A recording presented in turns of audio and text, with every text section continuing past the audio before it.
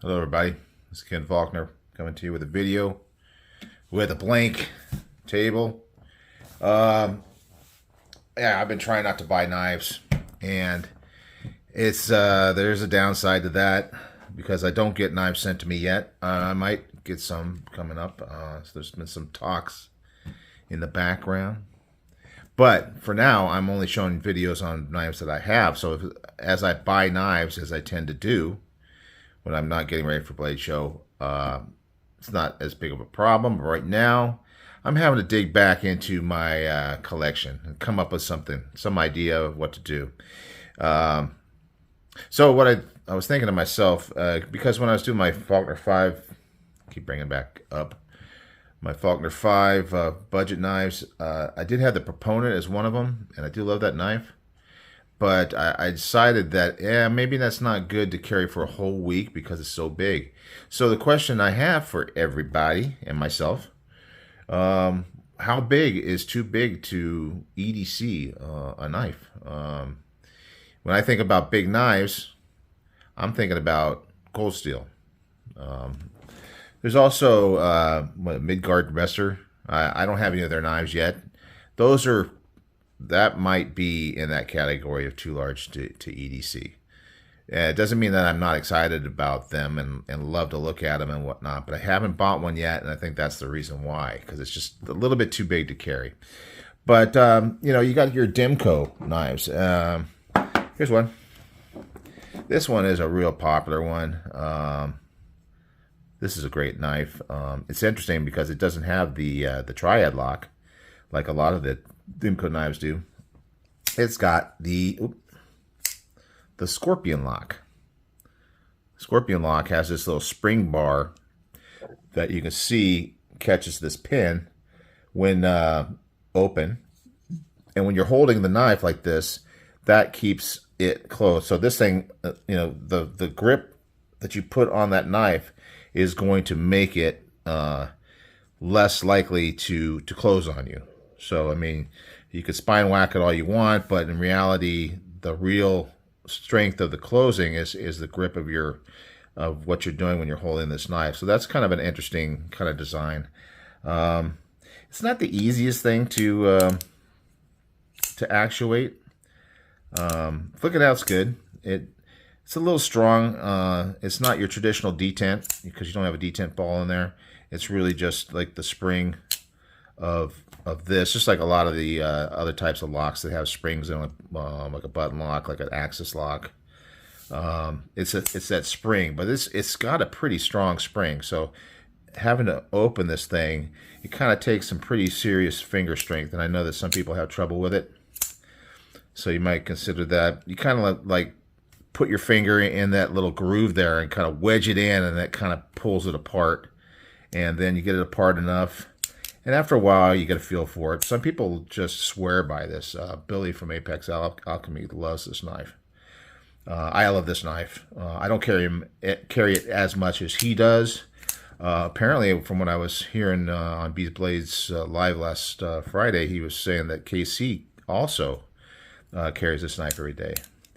And I could see why, because it is a good, solid, big knife. The blade is just, very Demco-y, very, very solid, thick blade stock. We can get out the calipers and see. I think this is probably a 3/16 inch blade stock here. Turn it on, zero it out. Let's see what it says. Definitely not a 1/4 inch. But yeah, I mean, 0.153, 0.1625 would be 3/16. So it probably started out as 3/16, and then they just machined it down, and just cleaning up this one area here gets that a little bit less than 3/16. But all in all, it's basically a 3/16 blade stock. That is a nice, serious blade there. I mean, it's even a decent size for like a fixed blade. So, I mean, even if, they talk about sharpened pry bars, you could probably do that with this to a certain amount of confidence. Even at the tip, you can see how it's kind of reinforced up by the tip. So you could probably do some pretty serious tip testing with it. I'm not doing that today. So yeah, I mean, it's definitely a good knife. I like it. One of the main reasons I got it, just to see what this scorpion lock was like, because being the collector, that's another side of things. I do like the grippiness here, G10 on this. I think this is aluminum up here. I know that a lot of people have been talking about swapping scales on this. I think Original Goat is really coming out with some really cool scales for some of these cold steel knives. And the ones for this look pretty good, but I kind of like this one. I'm not quite ready to give up on just the way this texture is done, the way it's kind of milled in there to the G10. I think that's pretty cool. So I'm not quite there. I have been thinking about, now that I'm not buying knives so much, I'm thinking about buying some scales, kind of cheating, buying scales for knives that I already own and making them new by doing that. I always enjoy doing that, but I don't do it that much. I feel like it's something I really need to maybe get into a little bit more. So anyway, that's the AD15. Next one from Cold Steel. It's a Cold Steel video. This one, AD10. This is a great knife. Now, the AD15, I think, I'm going to put them side by side and see what these guys look like. Boy, that sound. We'll get into that a little bit more later. So you can see they're about the same length, but still, I think the height of the blade, it's kind of hard to put them side by side, but I think this AD10 is just a little taller, and I'd also say that it is a little heavier of a knife. Which some people are worried about. I do like a heavy knife, but it's maybe not something that I want to carry every day, like I was saying.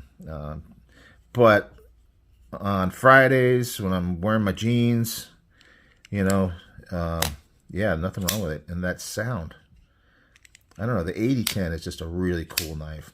Really cool knife. It's so solid. It does have the triad lock, which is legendary. It's got a hole here and a hole in the back.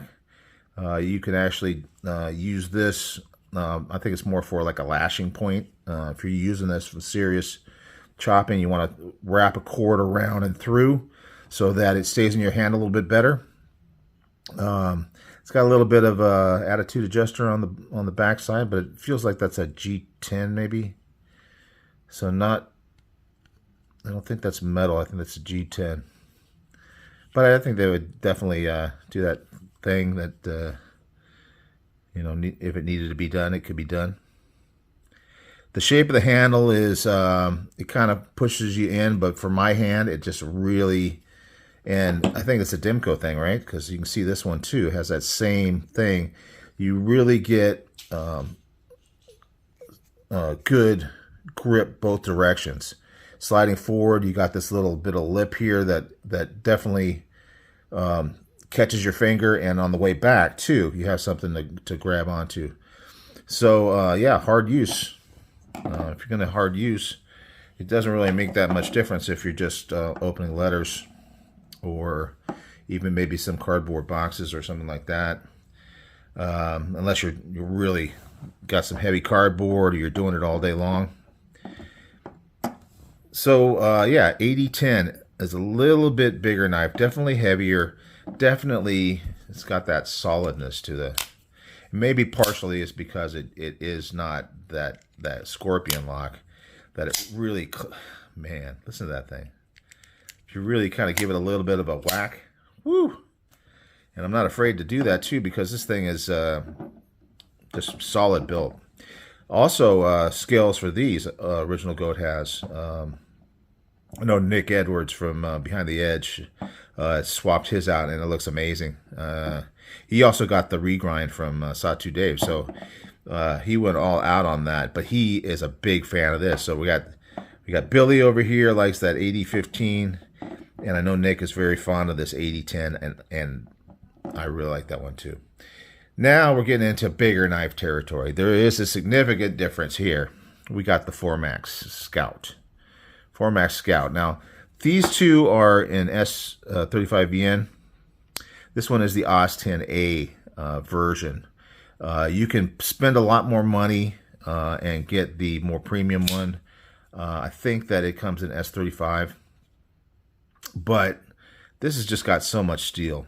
And OS10, it does the job. It's really actually pretty good. You know, there is obviously going to be some improvements. This one's got a good grip too, even bigger handle too. If you can see the grip, Scab always talks about that inner grip.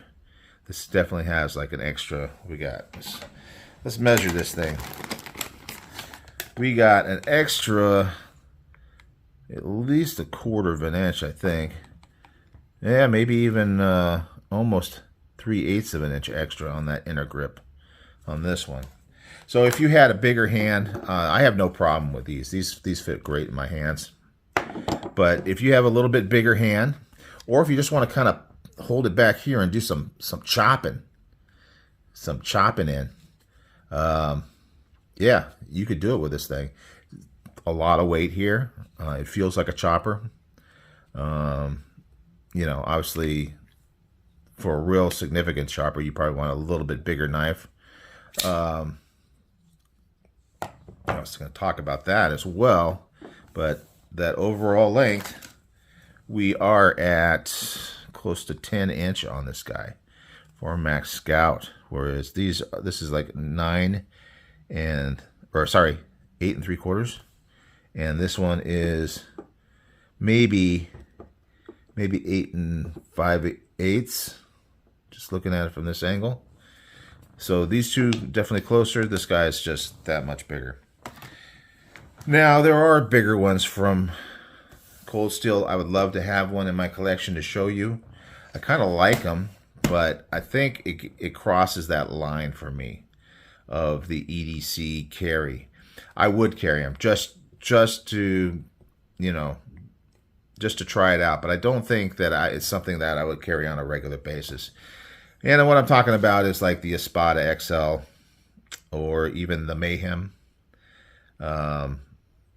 Those things, I mean, yeah, if you're walking around for everyday stuff, it's a bit excessive. It's not much, you know, not that there's anything wrong with excessive, but you don't really need a knife that big unless you just love them so much that you just need that knife. But I kind of want to have one. But I just haven't done it yet. And, you know, I have to pick and choose. I can't get every knife I want because I would not have any room in my apartment other than knife storage. So I have to pick and choose. So maybe someday, what happens with me is I'll get into a mood. I'll be watching videos or something, and then suddenly that light switch goes on, and I'll say, I got to get that knife. Yeah, and I know I'm not supposed to be buying knives right now, and I am not really even doing nearly as well as I did last year with it.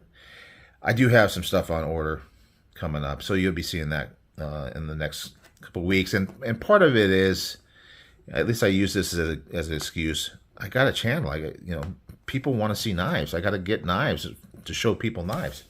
So part of it is that some people were selling knives, and it was just, you know, too good to pass up. So I got a few coming. So you know, I'm always going to be digging back into my collection here and there, going over some knives that I've had for a while. The good thing about it is I could really speak to, you know, how good these things are. This guy, it's also got a good, but it's such a big knife, but it does have that good sound. Opening and closing, Formax Scout. This has got like a Grivery or something, or they have was it Griv-X is what they call it. But this has got that texture. When I was a kid, and I don't know, they probably still have it. They got that tape you put on your skateboard. and you try to do your tricks, and you want to have that grip with your shoes to the skateboard. And so that's what this reminds me of, this texture here. And it is pretty cool texture. It's not gonna flex or anything. It feels super solid. Whatever they do to make it the Griv X is making something that doesn't feel like plastic. Which, you know, basically most of the Grivery type things, they feel like plastic, really. I mean, if you really come down to it, but this does not. So I like this one, even though it was the more inexpensive version. It's handled well.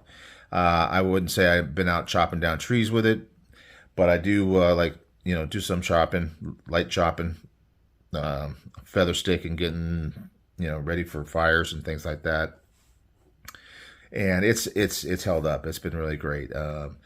For camping, this is the one I'm going to go to. For everyday carry, I'd have to say the 8010 is my favorite.